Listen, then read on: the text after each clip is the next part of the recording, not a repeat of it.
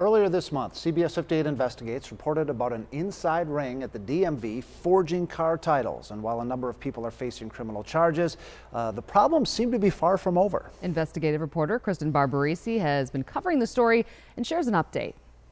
Immediately after our story aired, we got several calls from people saying they're having problems with car titles. We looked into some of their stories and went to the Wisconsin Department of Transportation to get some answers. This is my original title. Katrina Campbell keeps a folder full of police reports and documents detailing the months she spent trying to get back a car she says was stolen from her. It was easy to steal it, but it's hard for me to get back the actual thing that was mine, and I don't understand that. It started back in June. Campbell saw a 1977 Pontiac Granville that looked just like hers, but didn't recognize the driver. Her husband went to check on the car, which they stored in a rented garage. He said the garage is broke into and the car is stolen. She filed a police report on June 14th. Shortly after, the car was found. But according to police reports, the driver also had a valid title. He was like, I got it off Facebook, off a marketplace. Campbell did some digging and found ads for her car.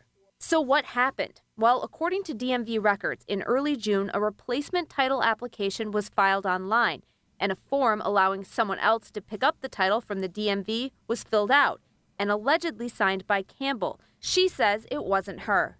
I was shocked, like, how did they get all my date of birth? They had my driver's license number.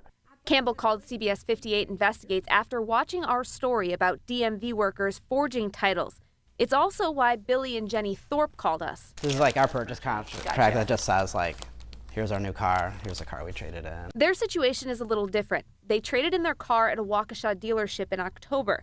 The dealership sold it at auction. Shortly after the new year, we received a letter from the Milwaukee tow lot saying that it was there and that we were being charged for the storage of it.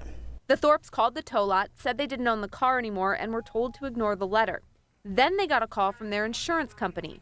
And they said that an attorney had contacted them and was trying to file a claim on it because the car had been in an accident and that it had gone through a red light and that there were several injured parties. Apparently the car is still titled in their name. What was your reaction to that? Shock, confusion, and a little bit worried because clearly someone's trying to go after us for injuries that we had absolutely nothing to do with. We took Campbell and the Thorpes cases to the Department of Transportation and asked what's going on. A spokesperson told us in the two cases you cite, neither VIN was involved in internal fraud. Adding in Campbell's case, DMV was presented with all the necessary paperwork to issue a replacement title.